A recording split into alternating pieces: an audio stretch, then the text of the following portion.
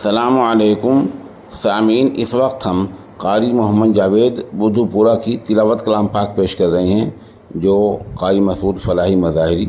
اور قاری محمد طالب مظاہری کے شاگرد رشید ہیں۔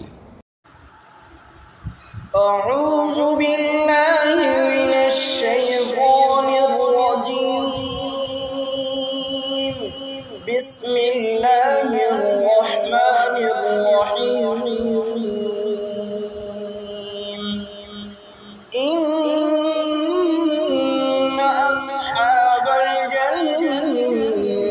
اليوم فی شغل فاکہون، هم وأزواجهم في ظلال على الأرائك متكئون، لهم فيها فاكهة ولهم ما يدعون، سلام قولا من رب رحيم، وامتازوا اليوم أيها المجرمون، ألم أعهد إليكم يا بني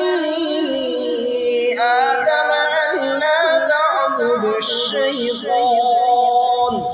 إنه لكم عدو مبين، وأن اعبدوني هذا صراط